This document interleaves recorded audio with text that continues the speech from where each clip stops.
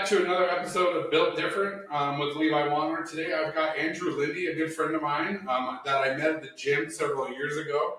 So I know he's into fitness. He's actually running for city council here in Billings, Montana. Welcome to the show. Good to see you again. Yeah.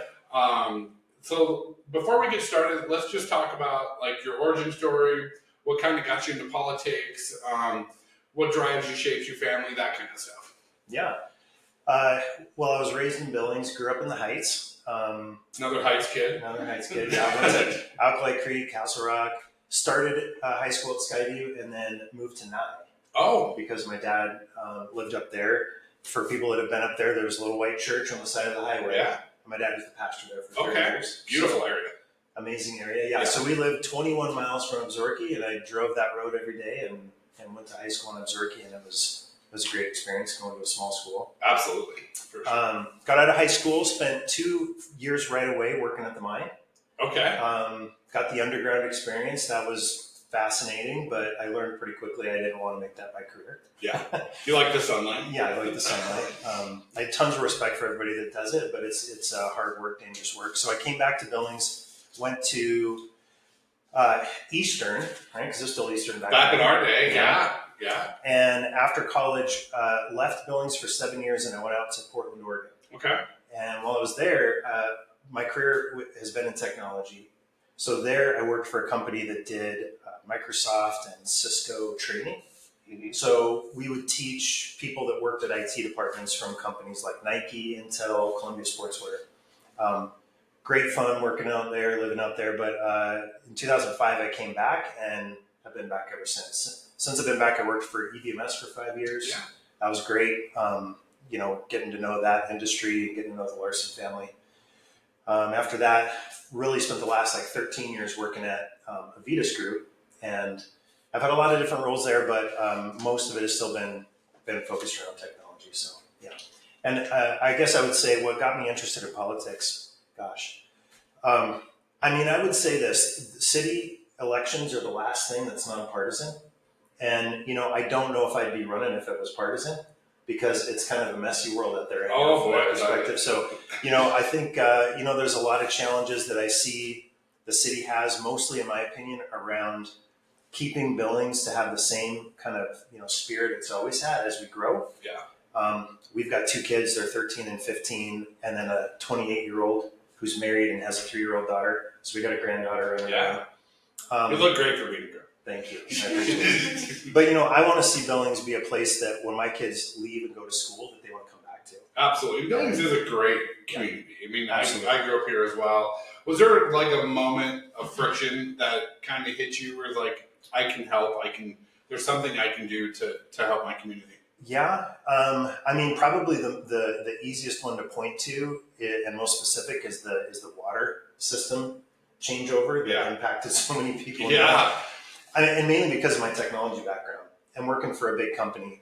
The big companies really focus on change management, and, reading the audit report that the city had to pay for after that whole debacle. That's a snoozer. Yeah, well, it talked a lot about how the people that ran that system didn't have adequate training. Then they made the system change in the busiest, heaviest water months of the year. At the same time that a bunch of billing changes were happening, rate changes. Yeah. And none of that is best practice at all. So, I thought to myself, that was one thing I kind of filed in the back of my head that was I think in times like that, I could bring some, hopefully maybe a little pause to just say hey, are we sure we're doing this in the right time? Because the city spent $200,000 on the audit. Now there's potentially a class action lawsuit coming. So, none of these things are good for anybody. No, absolutely not. And do you feel like that's kind of the biggest improvement that we can make in our city is that technology and tracking and keeping everybody accountable? Well, I think it would be a big change. One of the things I've noticed talking to people during the election is so many people don't know much about what's going on from a city perspective. Because it's not easy to find out. The city has a website and they publish the minutes to the meetings and all that.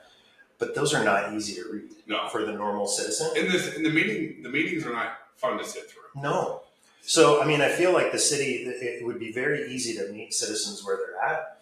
publish things about what's going on, on social media platforms. Give people the ability to sign up for alerts. Like, hey, I really care about this particular topic, parks and trails, and you get an alert every time there's going to be parks and trails on the agenda. I mean, a lot of simple things that I think could help. Right, and Billings has gotten a lot better with trails and that kind of stuff. And it's funny, from being in the development business, some developers do a really good job of putting those parks in, and then some will give the city the land in lieu of cash to do the parks. And so for me, that's a big issue when I'm trying to sell a house and the city's just got this open piece of land that they're not doing. Unmaintained park. Yeah, so that is an issue for us. Yeah, for sure. We'll save the housing questions for the end. Okay, that's good.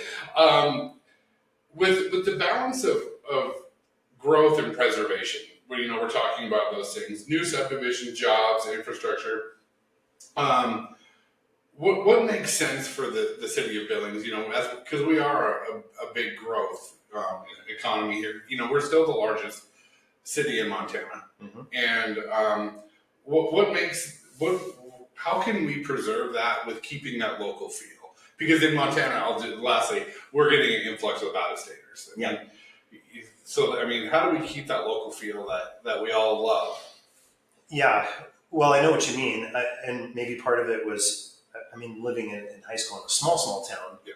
I got this, but you still have it in Billings. If I'm driving up my street and I drive past somebody, I'm sure you do too. You just raise your hand up, give the little wave. Yeah, the shoe finger. Yeah, and you're generally going to get it back, and it's always been that way. And I know that's a small thing, but just that, hey, we're on the same team because we live here and we both care about the city. I don't even know who you are driving past me.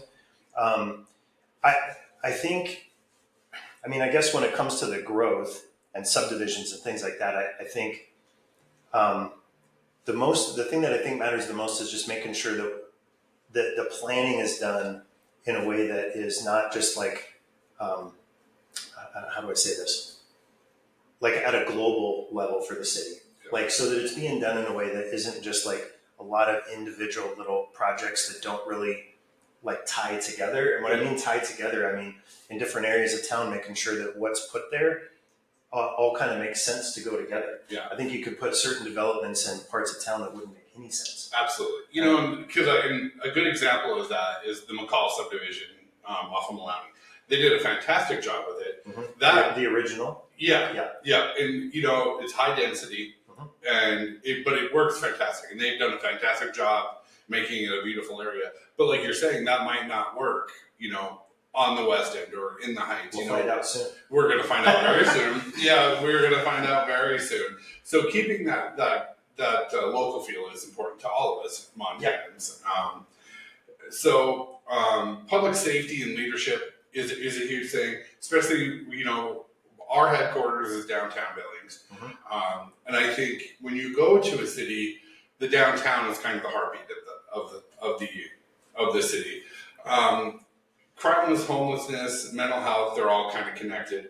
What's one actionable thing the city can do to make an impact on that? Because everybody's worried about it. It's a big issue. And you coming from Portland, you know that's a huge issue. Yeah. Well, and at the time I lived in Portland, it was late 90s, early 2000s. It wasn't nearly like what it is today. Right. Even though there was still an issue. Bigger cities kind of see that. Well, first of all, I would say when I did ride-alongs with Billings Police, I was really impressed with how they're handling the current situation. But they're limited on how much they can do. They can only do a certain amount of things. And so I think, one thing that's really important is to make sure that we've got a really, really good, strong, open dialogue with the police that are handling this stuff to find out, what do they think would be another tool that could help them help the people that are in these positions. I think trying to work towards more low barrier shelter would be really important. I know there's some really great groups in Billings that are working on that front, where you just want to get people in, get them off the streets and safe, and give people that want to take it the opportunity to get training and work their way out. Not everybody's going to take it. And maybe if they can't just immediately start working their way out, they get easier access to substance abuse programs, mental health treatment programs. But I mean, the biggest thing I would say is giving people a spot to go to get off the street. Absolutely. Now in the summertime, I would say there's a lot more. We see more of it. I mean, we just do. We all see it. Yeah. Because people kind of come in from different areas, but especially in the wintertime, it gets pretty tough out there. But anyway, so it's a tough environment in the winter, that's for sure. And the local businesses are the ones that kind of struggle when that's prevalent. Just because we want our everyone to feel safe when they're walking down the street. Yeah. And it's not from a lack of empathy coming from a business owner or someone who's not homeless, but we want to keep our streets safe and that kind of stuff. So, yep, absolutely. Talking a little bit about entrepreneurship and local business, Billings has a strong local business heartbeat. How do you see your role in supporting small business and local entrepreneurs, being part of the city council? Yeah, Billings is interesting because you do have a few big employers. Mm-hmm. You got the refineries, the banks, the hospitals. Yeah.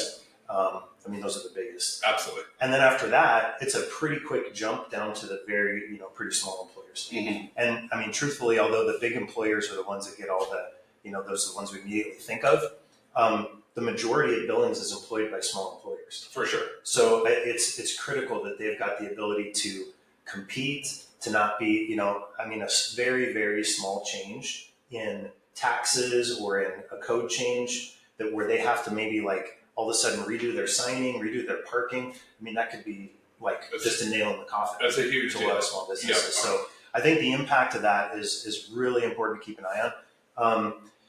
I think listening to anybody who would come forward before decisions are made is important. And then the biggest group that we really need to make sure that we're listening to on any decision that could impact businesses is the chamber.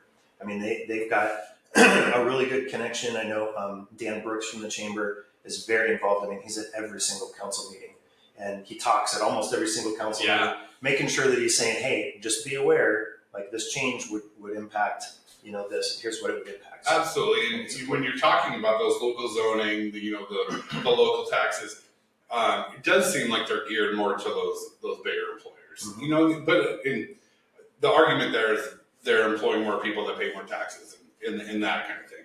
But keeping that local business thriving is, super important. The local coffee shop and, the sandwich deli that's right down the street that we all walk through. We want to keep those alive. Yeah, I think Billings, I'm this way, and I think a lot of people are. I'd much rather go to the local coffee shop, the local restaurant. I'd rather go to Black Dog than Starbucks. 100%. So I think most people are like that. We just, in order for that to be the case, we got to make sure we don't put those business owners in there. Absolutely. And I think Montanans are really good at that. They really strive to stay local, and which I love too as a builder, because we don't want big out-of-state builders coming in here and kind of gobbling up. Yeah, for sure. But cool. We'll switch a little bit to leadership and vision, because I think that's such a needed thing on our council. Not that our current city council is doing a bad job, right? But having that vision and a strong leadership style is super important. How do you personally define your leadership style? Well, I'll say some words that might sound a little cliche, but I'll try to expand on it. So I mean, collaborative for sure, open. And what I mean by that, again, kind of back to the idea that it's a nonpartisan council. We need to be open to, any ideas that are on there. And I do think there's some really good council members who I know have a lot of disagreements in general, probably on topics. Like the two that come to mind right away would be Scott Aspenlater, who's also from Ward 4, and Kendra Shaw, who's from Ward 1. And I know that they have, even though they don't agree on many things, they've worked together on a lot of things too. Mm-hmm. Or if they don't agree, at least they're just speaking up and saying, here's what I think and why. I think the biggest issue that I see, and another reason why I wanted to run, is because the council has 10 council members plus the mayor.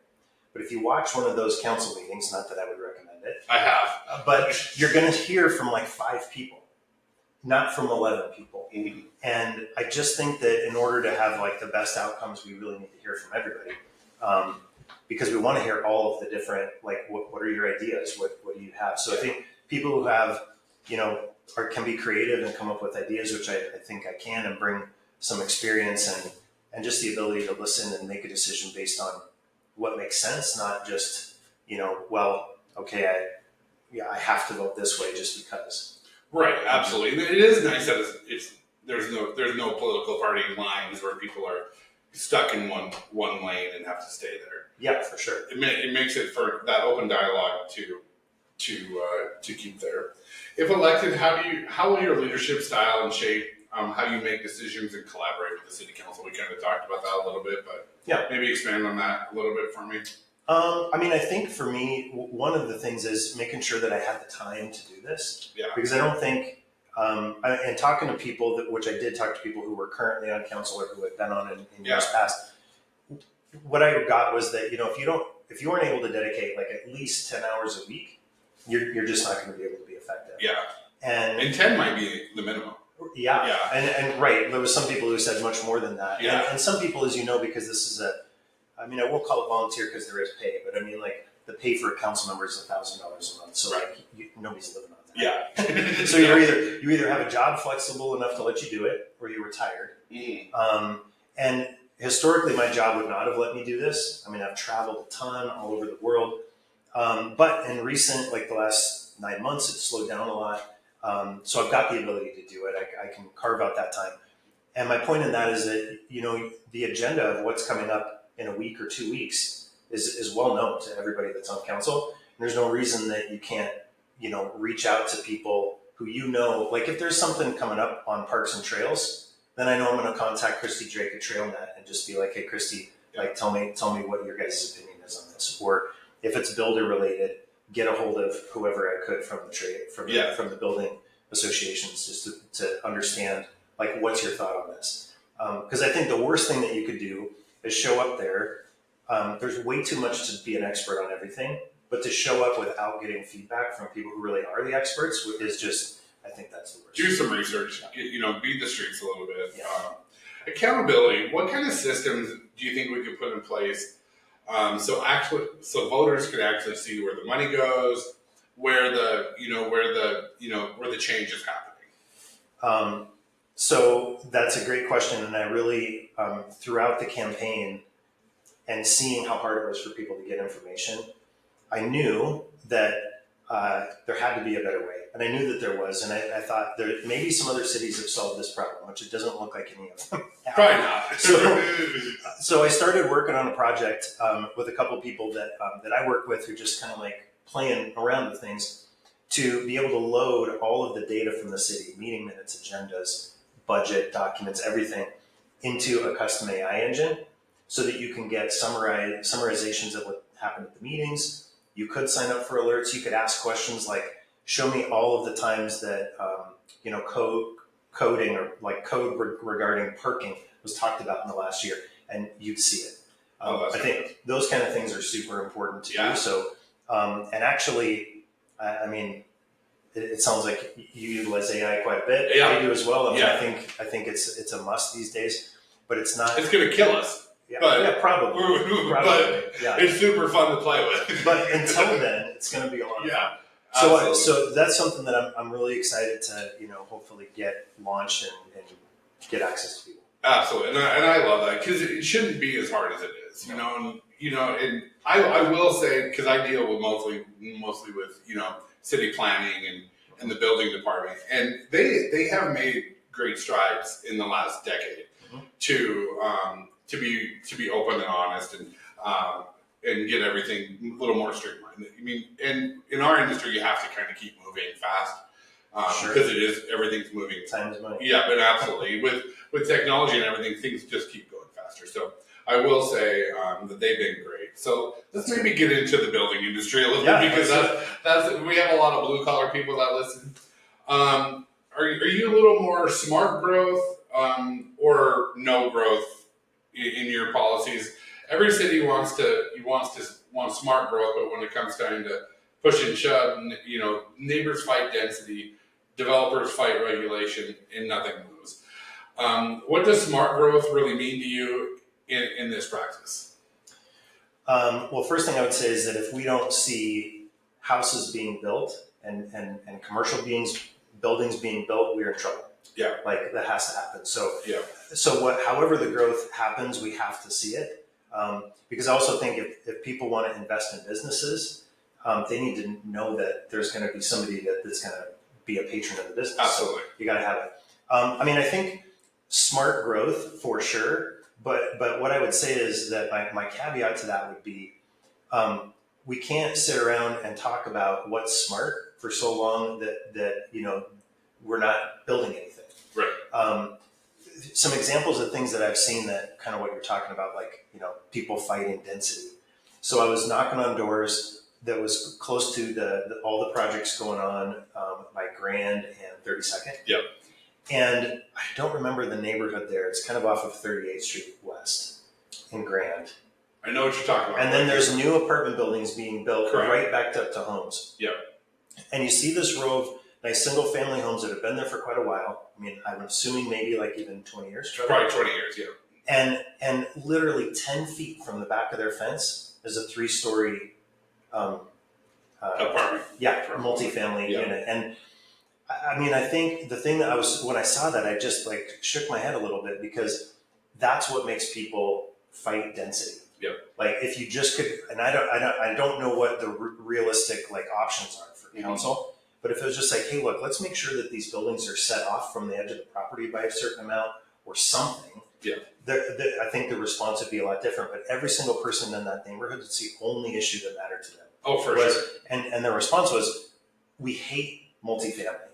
And it's like, well, okay, I get it, but also we need multifamily in some ways because we got to have room for all the growth. So it's a very complex issue, but I think smart growth for sure. But we got to have a lot of people at the table to figure out how that. Absolutely, and I think the new zoning that came through a couple of years ago, there were some hiccups in it, but now all the new subdivisions have to have some multifamily and that kind of stuff. So, and I think that's maybe will solve it, because some of those new, well, I won't say solve it, it'll help integrate it a little bit, because then you'll see, most of residential neighborhoods are just all single family homes. Yep. In bigger cities, you do see a mix of, some commercial on the main street and then some multifamily. And then you've got the traffic congestion and stuff like that people really worry about, because they've got kids and everything like that. So it's a worry. It's not an easy question to ask or answer. So there are bottlenecks for when we're building. There's permits, inspections, zoning changes. What do you see as the biggest chokehold in our local building process? Have you researched that at all, or have you heard of anything like this? Yeah, I've heard a lot of people say a lot of things, but I can't say that I know enough to say. Not the tough question. Choke point is. I mean, that was actually going to be one of my questions for you. Like, what do you think as a builder? Gosh, the biggest. So for me, the biggest chokehold that I'm seeing, the building department's great. We're getting permits back in a week, 10 days, business days. They've been fantastic. The biggest bottleneck that I'm seeing is new developers aren't, like, if you go west, there's hardly any city lots with city services. All of the new developments going west, and then now some going east in the Heights, are all septic and community well, because they don't want to deal with the development process. Yeah. So like from the ground up, the vertical that I'm mostly in, we don't have a ton of the city's been fantastic. That's where the bottleneck's going to be, because now we're going to have all this growth west with they're not paying the taxes, they're not paying for the city water systems and stuff like that. Yeah, I mean, I can certainly see that. I think I was, I had heard that even like, tell me if I'm right on this, like soil samples and soil studies, that the cost of that has gone up just insanely in Billings, and that there's only one place that'll do it. Exactly. But you're only going to deal with that if you're building in the city. Exactly. Right? If you're county, you're not. And I mean, that whole like edge of the city, like Ward 4, which I'm running for, I mean, it looks like Swiss cheese on that edge. It's just like county, city. And I don't see how that is good for Billings long term. It just doesn't make sense to me, because you're going to have a lot of subdivisions that are beautiful with wonderful homes and everything else. But I mean, I'm confident if somebody when you have like city, county, city, and somebody in the county area is calling 911, that's what I was I know what's going to happen. The local police and fire are going to show up. Yeah. If they can get there faster than the sheriff, they will. Because we want them to. Yeah, we want them to. But on the other hand, they're not. That's not being paid for. Right. So that's just gonna cause a lot of problems. So It is. I would be a proponent of being more aggressive to because you get that red zone, as I understand it, on the edge, where the city does have the right to basically force people in. And I think we should be more aggressive with that. That makes sense. If I lived in one of those, I wouldn't love it. But I think for reality, as a city, like you're saying, if a fire truck is going to a house, they're not going to be like, I'm not stopping. Yeah, of course not. But then again, those people have to pay those taxes as well. And that's where the next question comes in: the affordable housing, where you and I could probably sit here for hours and talk about. Everybody wants affordable housing. It's the catchphrase of national news, but the math just doesn't work with land cost, and that's one of the big problems with the developing in the city is the cost for the permits, all of that. Those keep rising. The land costs, the labor costs in Montana are through the roof. I just had Jeff Scher from Comfort Heating on here, and they can't find people to work. No one's going into those blue collar trades. So our labor costs are going up, material costs much more. And when we're building multifamily, those costs are high too. So the rents go up, the housing prices go up, and the next thing you know, we're Bozeman, where they build this brand new hospital and a nurse can't even afford to live there because they're there. So for me, that's the biggest hot button, because I do build a lot of affordable homes, but they're not affordable like they were when you and I were 20. Yeah. For my son who's 24 to get into a new house would be real tough. That is tough to even define what is affordable these days. Right. Like my 28-year-old, he's renting. He wants to move into a house, buy a house, but whether it was interest rates or just like the cost and if it was an existing home, what neighborhood, making sure they're in a neighborhood they feel safe, and like the schools. I don't think there's a simple solution to this. I mean, I've done a lot of reading on what other places have tried. I mean, it seems like there are a few things that have worked, but really in small pockets. Like for example, things like cities donating land to be able to be used for development for affordable housing. I mean, I think that sounds great, and we do have a lot of city land that's really not being utilized at all. Right. So I would certainly be supportive of that. My only concern is how far does that actually take you? Is it really going to be a long-term solution? But I think that would be worth looking at. I know that a topic that's come up for the council recently has been the potential of just selling the unused city property. And just selling it to whoever is the person that'll pay the most for it, I don't think that's great for the city. It won't solve the affordable housing problem. Yeah. So, I think using it more strategically, like if you were going to use it for something like that, or, even in areas if a developer wanted to do affordable housing, to do something where you're going to, either discount or make the whole permitting process much less expensive, if not totally wipe it out, would be a big help. Or there's a park, I say a park with air quotes, Wilson Park, which is by the sugar beet factory. Yeah.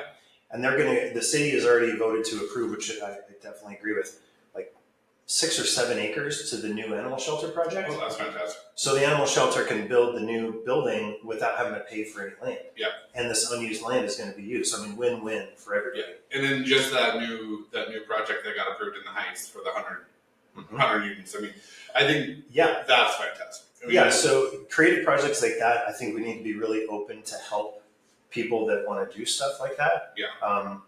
But I would say this: I don't think that forcing builders to saying well, you have to build this type of house in order to make it affordable, I don't think that would work. I just don't think it would. I think supporting people who have great ideas to do projects like that is good, but I think we've got to just be really careful about. Yeah, and there's lots of places downtown where other cities have done tax abatements and stuff like that, where a multifamily will fit in better than in the middle of a residential subdivision. Going back to that Heights project, I think that's a great it's a good program. It fits in the density where it's already sitting. Something like that's a great example of where the city of Billings has got it right. Yeah. The permitting for the subdivisions and the houses is something that I feel like really needs to be kept in control.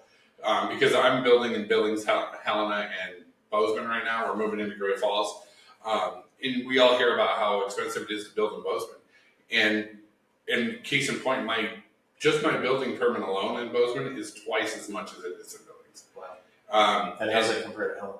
And Helena is a third of what it is here. Of what it is here? Yeah. Oh, We're wow. in East Helena. Oh, fair enough. Yeah. So off the jump, we're $15,000 higher on a house in Bozeman than we are in Billings. Yeah. And then, and we wonder why people can't get into homes there. So those are. I mean, housing obviously is my main business, but I think it's all important from the the mental health, the homeless, all of that. I commend you for doing this because it's going to be a ton of time, and not a lot of people are willing to do that. Speaking for myself, yeah. And I'm sure I won't get everything right, and I'm sure people will tell me about it. I'm super excited for it. Last question, couple just real quick. City council, a long-term focus, or do you see yourself kind of keeping in politics? I don't think that I would stay in politics outside of local city. Yeah. I mean, I'm doing it because I love Billings and I plan on staying here long term. Yeah. And I kind of feel like I've done a few other things. Like I was on the board for Art House Cinema for a few years, and that was a good season. And I feel like I can do it. I have the time, the energy. I feel like I should if it's calling to me.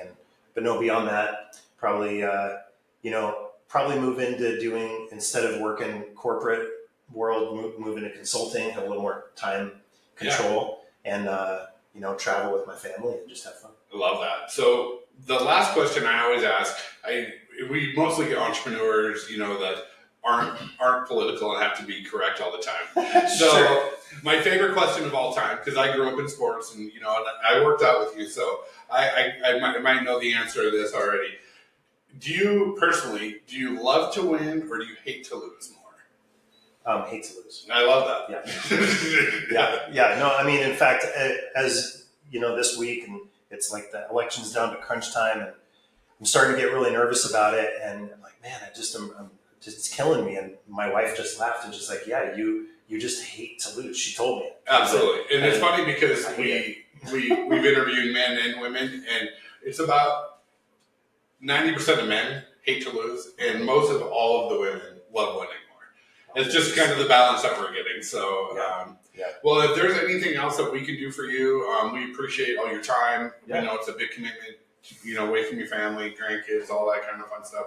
We appreciate you having, being on here, and it's been fun. Thanks. Thank you so much. I appreciate it. Yeah. Go vote for Andrew.